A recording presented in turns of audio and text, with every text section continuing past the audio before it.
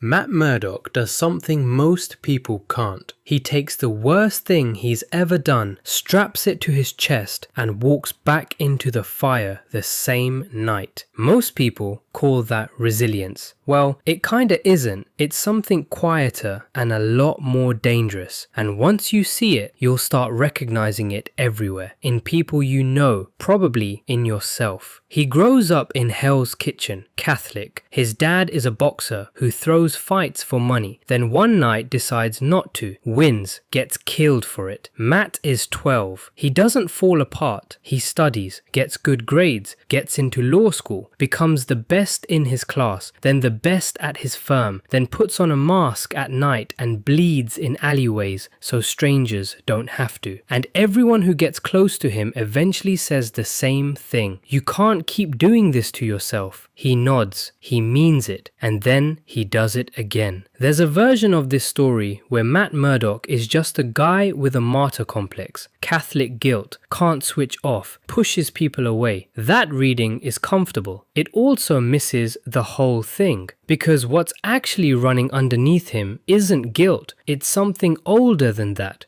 Guilt is about something you did. You can fix something you did. You apologize, you make it right, you move forward. There's an exit. What Matt has doesn't have an exit. It's the version where it's not about what you did, it's about what you are. The sense somewhere underneath everything that you are the reason things go wrong for people near you, that you are the variable, that if you'd just been different, less, smaller, not there, his dad would still be alive. The man he blinded himself saving would have been fine. Electra wouldn't have died. Karen wouldn't have been pulled into any of it. You can't apologize your way out of that. You can't fix it. So instead, you make yourself useful enough that the damage feels worth it. The people who love Matt, Foggy, Karen, Electra, Claire, they all hit the same wall eventually. It's not that he doesn't care. He cares more than almost anyone in the room. It's that he can't even receive it.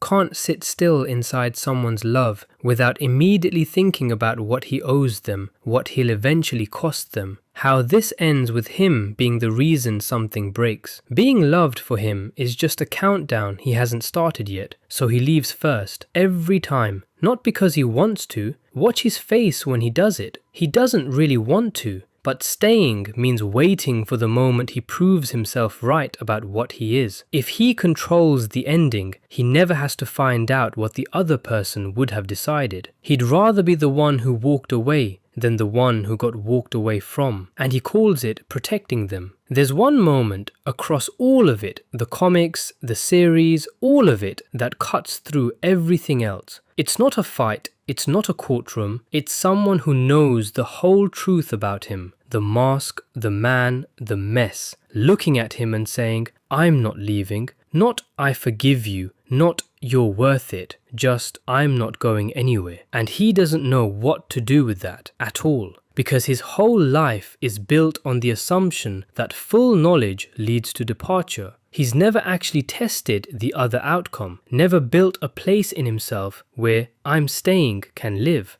That's the real thing he can't really see past. Not the blindness, he adapted to that in months. The other thing he's been managing his whole life and still doesn't have a name for. Here's what this actually teaches you. What he has is a great engine. It will make you the hardest worker in the building, the most reliable person in the group chat, the one everyone calls when something goes wrong. It will build you a life that looks, from the outside, like someone who has it together. And it will quietly hollow out every relationship that just asks you to be present without a reason. Because presence without purpose is where it lives, the quiet moments. The ones where nothing is wrong and nothing is required, and you're just a person in a room with someone who wants you there. That's where it gets loud. Matt Murdoch is not afraid of Kingpin. He'll walk into that fight half dead and still make it to the other side. What he can't handle is a Sunday morning with nothing wrong and someone asking him what he wants for breakfast. Because in that moment, there's nothing to fix, no payment to make, no reason to be there except that he's there and he's wanted, and he doesn't really know who that is. Most of us don't either. The work isn't getting better at the fighting, it's learning to stay in the room when there's nothing to fight. Not because the ledger is balanced, not because you've earned it, just because you're here, and that's allowed to be enough. He figures it out, slowly, badly, with a lot of blood on the floor first. So do most people. The first step is just knowing what you're actually running from.